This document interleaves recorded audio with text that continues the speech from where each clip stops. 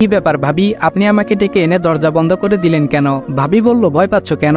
আমি তোমার সঙ্গে তেমন কিছুই করব না, শুধু একটু নাটক করব, তুমি শুধু দেখে যাও। আর ভাবি কাকে বলছো? আমি বললাম, দেখুন অতীতে যা হবার হয়েছে, এখন আপনি আমার ভাবি আর আমি আপনাকে সেই সম্মান শ্রদ্ধা দিয়ে কথা বলছি। প্লিজ আপনি অতীতে যা কিছু হয়েছে সেটা একটা দুর্ঘটনা মনে করে ভুলে যান। ভাবি নিমিষেই তার রূপ পাল্টে বলল, তুই কি ভেবেছিস আমাকে কষ্ট দিয়ে তুই তোর অদিতির সঙ্গে সুখে থাকবি? সেটা আমি বেঁচে থাকতে হতে দিব না। আমি অনুরোধ করে বললাম, আমি আপনার কাছে হাত জোর করে ক্ষমা চাচ্ছি, প্লিজ অতীতে যা কিছু হয়েছে সেটা একটা দুর্ঘটনা মনে করে ভুলে যান। ভাবি বলল, তোকে ভালোবাসাটা কি আমার ভুল ছিল?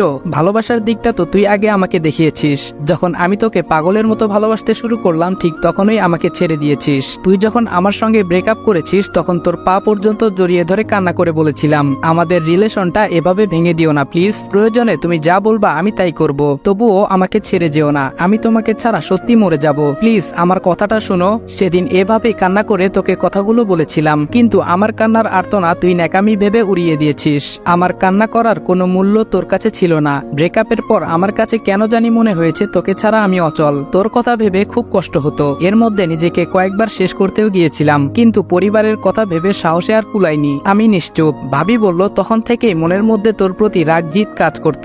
আমার জীবনটাকে যে নরক বানিয়ে ফেলেছে তার জীবনকেও আমি আমার থেকে 3 গুণ নরক বানিয়ে ফেলবো। আমি বললাম, ওহ, তার মানে ভাইয়াকে আপনি ভালোবেসে বিয়ে করেননি, আমার উপর প্রতিশোধ নেওয়ার জন্যই ভাইয়াকে ফাঁসিয়ে বিয়ে করেছেন। ভাবি ডেবিল মার্কা হাসি দিয়ে বলল, সেটাই ভাবতে পারিস। আমি বললাম, আমি এখনই ভাইয়াকে এসব বলে দিব, দাঁড়ান। এই বলে দরজার কাছে যাব, এর মধ্যে ভাবি আমার পথ আটকিয়ে বলে উঠল, তোমার ভাইয়াকে এসব বলো না প্লিজ। আমি বললাম, ভাইয়াকে এসব না বললে আমাদের মাঝে আরো অশান্তি সৃষ্টি হবে, তার থেকে ভাইয়াকে একটু আগেই জানিয়ে দেই, তাহলে ঝামেলা চুকে যাবে। ভাবি প্রচন্ড রেগে বলল, না করেছি কিন্তু। আমি বললাম, আমি বলবোই। এই বলে ভাবিকে পাশ কাটিয়ে দরজা খুলতে যাব, এর মধ্যে ভাবি তার জামার কিছু অংশ কেটে আমাকে জড়িয়ে ধরে চিৎকার মেরে বলতে লাগলো, কে কোথায় আছেন, প্লিজ আমাকে রনির হাত থেকে বাঁচান। ভাবির কাছ থেকে নিজেকে ছাড়ানোর বৃথা চেষ্টা করে বললাম, ভাবি এসব কি পাগলামি করছেন, ছাড়েন আমাকে। ভাবি আমার কানে ফিসফিস করে বলল, চুপচাপ শুধু দেখে যা আমি তোর কি হাল করি। এই বলে আবারও চিৎকার মেরে বলতে লাগলো, কে কোথায় আছো, প্লিজ আমাকে এই অসভ্য ছেলেটার হাত থেকে রক্ষা করো। মা বাবা ও আমার স্ত্রী অদিতি তারা এসে দরজা ধাক্কা দিতে ভাবি আমাকে ছেড়ে দ্রুত দরজা খুলে অভিনয়ে কান্না করে বাবা মার সামনে বলতে লাগলো, বাবা আমি আপনার ছোট ছেলেকে অনেক ভালো ভেবেছিলাম, কিন্তু দেখুন আজ হঠাৎ আমার রুমে এসে আমার সঙ্গে কেমন অসভ্যতামি করছে। বাবা অনেকটাই রেগে বলল, বৌমা তুমি কান্না করা বন্ধ করো, ওর বিচার আমি ভালো করেই করব।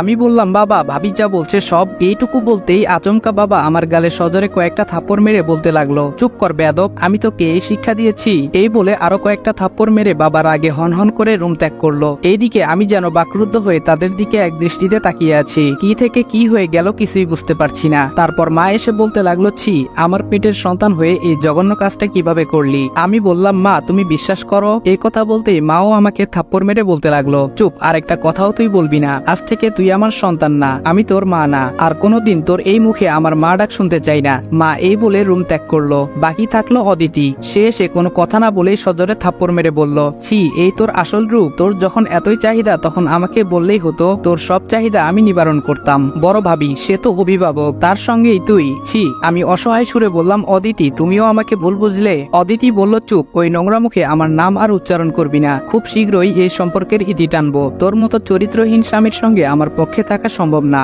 আমি আজই আমাদের বাসায় চলে যাব। অদিতি একরাশ ঘৃণা নিয়ে এসব বলে রুম ত্যাগ করলো। তাদের এসব কথা শুনে চোখের কোণে পানি চলে আসলো, চোখের পলক নামানো মাত্রই হয়তো গাল বেয়ে পড়ে যাবে, কিন্তু কথায় আছে না, ছেলেদের কান্না করতে নেই, তাতে নাকি তাদের বড্ড বেমানান লাগে। চোখের পানি মুছে রুম ত্যাগ করবো এমন সময় ভাবির সামনে এসে ডেবিল মার্কা হাসি মুখে এনে বলে উঠলো, কি কেমন দিলাম। আমি নিশ্চুপ হয়ে ফ্লোরের দিকে তাকিয়ে রইলাম, কিছু বলতে সাহস হলো না।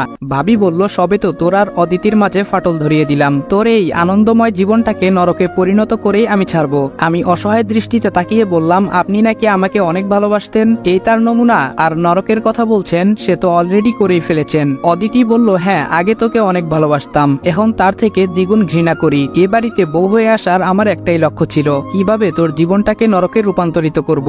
আজকে যে ঘটনা ঘটিয়েছি তা দেখে মনে হয় না অদিতি তোকে আর ভালোবাসবে। আমি বললাম, এবার তো আপনি শান্তি পেয়েছেন, আমাকে পরিবারের সবার সামনে খারাপ বানিয়ে। এই বলে রাগে হনহন করে আমার রুমে চলে আসলাম। আপনারা হয়তো ভাবছেন ভাবি আমার সঙ্গে কেন এরকম জঘন্য নাটকটা করলো। চলুন তাহলে আমার পরিচয় সহ অতীতের ঘটনাটা বলি। আমি রনি হাসান, বাবা মার 3 নম্বর সন্তান। আমাদের 2 ভাইয়ের বড় ফারিয়া আপু, তার অনেক আগেই বিয়ে হয়ে গেছে। বাবা আর রাকিব ভাইয়া তারা দুজনেই ব্যাংকের ম্যানেজার পদে চাকরি করেন। এখন বাবা অবশ্য অবসরপ্রাপ্ত। রাকিব ভাইয়ের সঙ্গে তেমন একটা আমার মিলে না, যার দরুন তার সঙ্গে কথাই বলা হয় না। আপনারা হয়তো ভাবছেন ভাবির সঙ্গে আমার কি বা সম্পর্ক থাকতে পারে, সে টপিকটাও পরিষ্কার করে দিচ্ছি, শুনুন তাহলে। যাকে ভাবি হিসেবে সম্বোধন করছি সে আর অপরিচিত কেউ না, আমার প্রাক্তন প্রেমিকা নীলা, যার সঙ্গে 1 বছর প্রায় রিলেশন ছিল। সেটা অবশ্য বন্ধুদের চক্রে পড়ে বাজি ধরে নীলাকে প্রপোজ করেছিলাম। প্রথম নীলা আমার প্রপোজালে রাজি হইতো না, বন্ধুরা এই নিয়ে অনেক হাসি তামাশা করত। তাদের উপর রাগ করেই নীলাকে নিত্য নতুন ভাবে প্রপোজ করতে লাগলাম। কিছুদিন পর নীলাও আমার প্রপোজালে রাজি হয়ে গেল। তারপর নীলার সঙ্গে কিছুদিন রিলেশন কন্টিনিউ করার পর ব্রেকআপ করে দেই। নীলা অনেক কান্নাকাটিও করেছিল, বারবার বলতো রিলেশনটা আবার কন্টিনিউ করতে, কিন্তু আমি সেটা করিনি। তারপর লেখাপড়ার সুবাদে ঢাকা চলে যাই। আমি ঢাকা থাকতে ভাইয়া বিয়েটা করে ফেলেন, কিন্তু আমি এটা জানতাম না যে ভাইয়া স্ত্রী হিসেবে নীলাকে চয়েস করে ফেলেছে। যখন ঢাকা থেকে বাড়িতে আসলাম তখন অধিক আগ্রহ নিয়ে ভাইয়ার স্ত্রীকে দেখতে গেলাম। নীলাকে দেখা মাত্রই আমার দুনিয়া যেন নিমিষেই উলটপালট হয়ে গেল। এ আমি কাকে দেখছি? নীলাও আমাকে দেখে বলল, আমাকে ভাবি হিসেবে আপনার পছন্দ হয়নি? সেদিন নীলার কথার প্রতি উত্তরে কোনো কিছু না বলে ভাইয়ার রুম ত্যাগ করেছিলাম। এরপর থেকে যতটুকু পেরেছি নীলার কাছ থেকে দূরে সরে থেকেছি, কিন্তু নীলা সবসময় সবার আড়ালে অতীতের কথা বলে আমাকে শাসিয়ে যেত। আমিও নীরবে তার কথাগুলো শুনে যেতাম। কয়েকদিন পর আমার প্রাইমারি স্কুলের শিক্ষকতার চাকরিটা কনফার্ম হয়ে গেল। এইদিকে নীলার মানসিক টর্চার কেমন যেন অসহ্যকর হয়ে যাচ্ছিল। ভাবলাম দ্রুত বিয়ে করলে হয়তো নীলা আমাকে রেহাই দিবে, যে বাবা সেই কাজ। বাবা মাকে অদিতির কথা বলে দিলাম, তারাও কোনো অমত পোষণ করলো না। পারিবারিকভাবে সব নিয়ম কানুন মেনে অদিতিকে বিয়ে করে ফেললাম। বিয়ে করার পর কিছুদিন ভালোই চলছিল, অদিতির সঙ্গেও আমার ভালো খুনসুটি চলতো, কিন্তু আমাদের মাঝে হঠাৎ নীলা কাল হয়ে দাঁড়াবে তা আমি কোনোদিনও কল্পনা করিনি। আর আজকে যেটা ঘটলো তা আপনারা দেখতেই পারলেন। চলুন এবার বর্তমানে ফিরা যাক। রুমে এসে বসা মাত্রই রাকিব ভাইয়ার চিৎকার চেঁচামেচি শুনতে পেলাম। নিশ্চয় ভাবি ভাইয়াকে ভুলভাল বুঝিয়েছে, এসব কথা আনমনে ভেবে যাচ্ছি। আচমকাই ভাইয়া হাতে লাঠি নিয়ে আমার রুমে আসলো। কোনো কথা না শুনে লাঠি দিয়ে মাথায় সজোরে একটা আঘাত করা মাত্রই মাথা ফেটে রক্ত ঝরতে লাগলো। মাথাটা এক হাত দিয়ে চেপে ধরে ভাইয়াকে আঘাত করতে যাব, এর মধ্যে মাথা ঘুরে ফ্লোরে পড়ে গেলাম। জ্ঞান ফেরার পর নিজেকে হাসপাতালে আবিষ্কার করলাম, কিন্তু অবাক করার বিষয় হচ্ছে হাসপাতালের কেবিনে আমি একাই, পাশে কাউকে দেখতে পাচ্ছি না। তার মানে বাড়ি থেকে কেউ আসেনি নিশ্চয়ই। এসব ভাবতেই বাবা এসে বলল, এখন কেমন লাগছে? আমি বললাম হ্যাঁ ভালো, তবে মাথাটা একটু ব্যথা করছে।